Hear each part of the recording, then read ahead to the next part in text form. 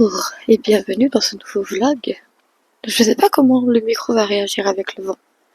Si le rush est pas bon, je vous le referai pas, je vous en ferai un condensé résumé comme je l'ai fait d'autres fois. On est dehors en train de marcher parce qu'on est en train d'aller à pied tout doucement chez des amis parce que je dois rencontrer leur chat. Voilà. Et eux, c'est prévu ensuite qu'un de ces quatre, ils passent à la maison rencontrer le mien. Et puis passer un petit moment entre amis lors d'un dimanche après-midi. Même si c'est pas le programme que j'ai habituellement, ben c'est pas grave parce que ça va faire du bien à la tête. Et vu que tout ce qui se passe depuis 3 jours, j'ai bien besoin qu'on fasse du bien à ma tête.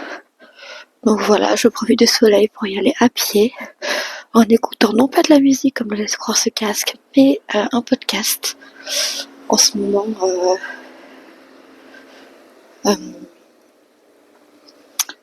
j'écoute le podcast que je vous mets en description.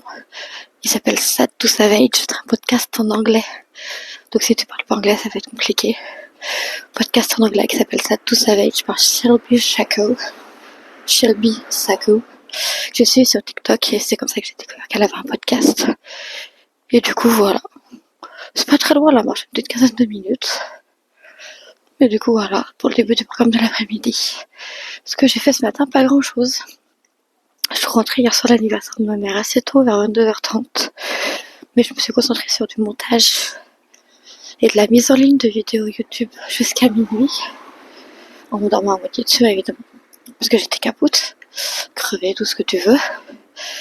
Et une fois que je fais ça, je me suis couchée. Ce matin, je me suis réveillée à 10h30.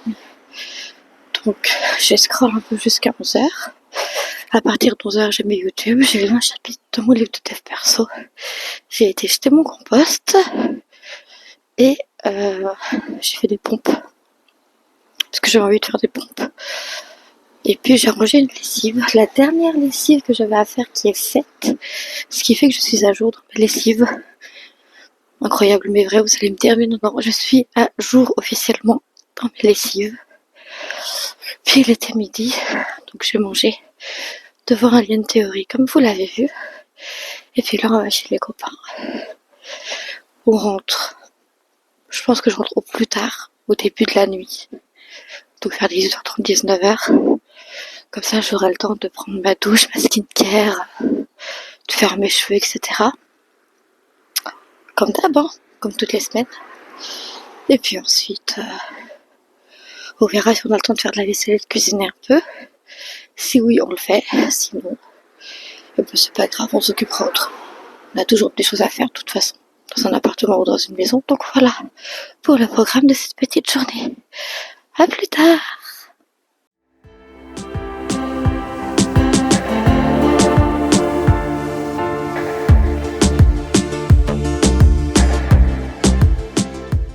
Et je vous reprends, il est 23h10. Je suis rentrée de chez les copains à 19h et quand je suis rentrée, sur le trajet retour, j'ai reparlé de certains trucs à certaines amies qui s'étaient passés dans les jours précédents. Et même si j'ai passé une excellente après-midi chez les copains, en la présence de leur chat, et que c'était adorablement trop très adorable, j'ai passé 1 heure à répondre à d'autres messages que j'avais reçus durant l'après-midi, parce que du coup, durant l'après-midi, je n'ai pas regardé mon téléphone.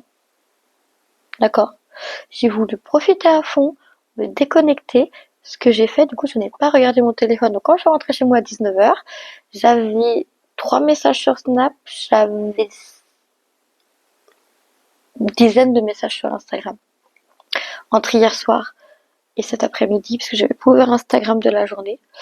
Donc voilà, j'ai répondu à tout ça et ça m'a pris bien 1 heure. Parce que du coup, quand tu réponds à une personne, elle te répond derrière, etc., etc., etc. Voilà. Bref, à 20h, j'ai été manger devant le film Alita Battle Angel et là, du coup, j'ai été fermer les volets. Et c'est en allant pour prendre ma douche que je me suis dit, mais tu leur as pas fait le débrief du film de dimanche soir? Donc Alita Battle Angel, qu'est-ce que c'est? C'est un film que je devais voir en 2019, en compagnie de mon ex. Sauf qu'on a rompu peu avant la sortie du film. Donc je te laisse douter qu'il est allé voir le film au ciné tout seul et que je ne suis pas allée le voir avec lui. Donc je l'ai vu que cette année parce que j'ai repris mon dossier, mon envie de voir des films, etc. comme on en avait parlé déjà plusieurs fois ensemble.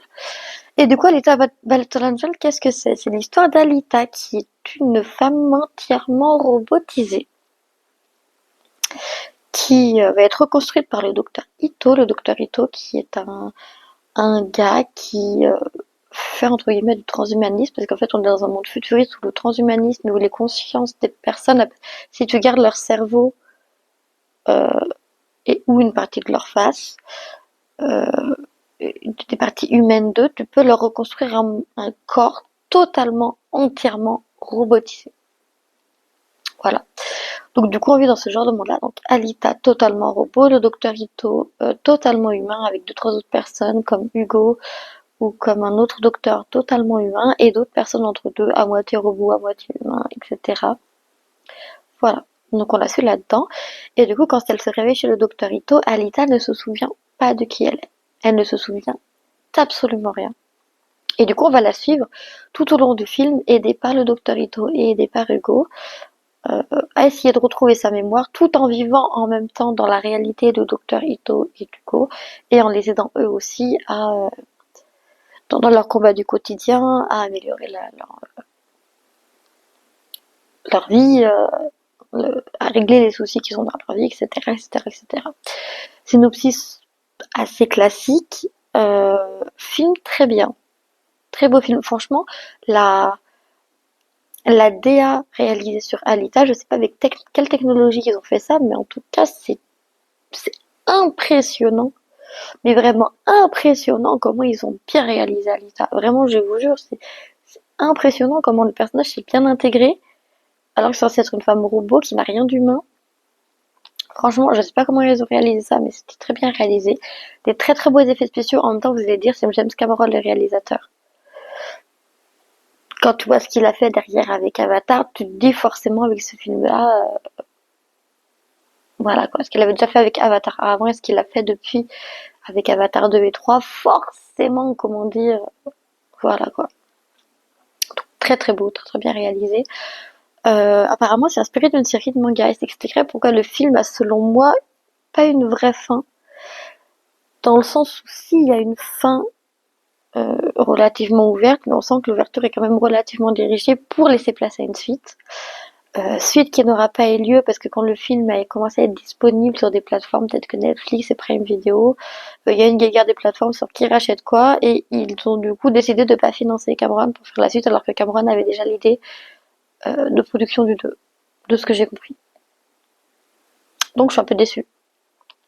Parce que maintenant, si même j'avais déjà ce truc-là dans les séries, quand on finit pas une série parce qu'il y a des soucis de droits d'auteur ou alors qu'ils décident de pas renouveler parce que selon elle ça a pas atteint ses chiffres d'audience, etc., ça m'énervait déjà beaucoup. Mais si maintenant ça commence aussi à le faire sur les films, il va falloir qu'on parle et qu'on parle sérieusement, parce que là ça veut dire qu'il faut vraiment que je devienne riche et que j'aille dire au gars là, hop hop hop, donnez-moi cette licence que vous voulez pas renouveler et moi je donne argent libre au réal et tout ce qu'il faut pour continuer ces films et séries, parce qu'au bout d'un moment je vais bien être gentil, mais faut arrêter de se payer de notre gueule. Voilà. Parenthèse close. Mais sinon, le film était très très sympa à regarder. On a vraiment des moments très poignants, on a des très beaux effets spéciaux, on a de la bagarre, on a de l'amour, on a de la vengeance, on a tout ce qui fait un bon film d'action SF futuriste. Et moi, j'ai vraiment beaucoup aimé suivre ce film, qui était très sympa à regarder, que je re-regarderai à l'occasion, qui va pas forcément se classer dans mes préférés, parce que forcément il n'y a pas de suite, donc je ne peux pas les mettre dans mes préférés parce que selon moi la fin n'est pas une vraie fin, mais apparemment comme ça a été inspiré d'un manga, je pense que si je fais assez de recherches et que j'arrive à retrouver le manga dont il est question, il y a moyen que justement je puisse avoir la suite et connaître la fin qui aurait été sur un second film, quoi. Voilà. Sur ce, pour cette fin de soirée, je vais pas regarder de série parce que j'ai plein de choses à faire.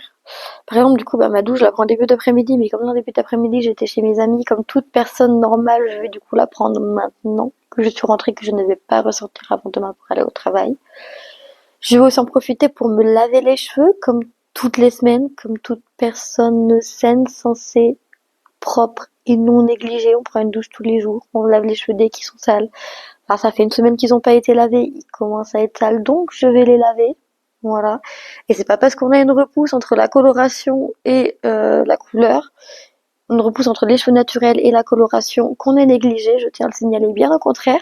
C'est juste qu'on ne veut pas éviter d'abîmer nos cheveux et que ça finisse en paille, alors que nous avons de très beaux cheveux et qu'on en prend soin en faisant un double shampoing conseillé par notre coiffeuse. On met des soins conseillés par notre coiffeuse, soins après shampoing et soins au quotidien pour avoir de beaux cheveux malgré les colorations, le tout conseillé par notre coiffeuse. Donc c'est des conseils de qualité que l'on suit parce que nous ne sommes pas des personnes négligées. Voilà, je tenais à poser ça là au cas où, si jamais il y en a qui se posaient la question. Et je sais que vous me voyez toujours dans le même pyjama depuis début février. Sachez que je ne dors pas en pyjama. Les pyjamas, ce sont des tenues pour rester chez moi quand je ne sors pas de la journée. C'est-à-dire uniquement le dimanche, vu que le reste des jours de la semaine, je travaille. Donc ce pyjama, il a été porté littéralement 5 fois. C'est ce que je fais dans mes journées, je ne transpire pas. C'est pas quelque chose qui craint. Après, si c'est quelque chose qui vous déplaît et qui vous fait que vous me trouvez sale et négligée, je vous prierai de passer votre chemin. Parce que moi, je vais pas changer mes habitudes. Juste pour votre plaisir. Voilà. Sur ce, après cette petite mise au point, j'espère que tu as passé un dimanche aussi doux et en aussi bonne compagnie que moi. Si tu as aimé ce vlog, n'hésite pas à le liker, commenter, partager. N'hésite pas non plus à t'abonner si ce n'est pas encore fait.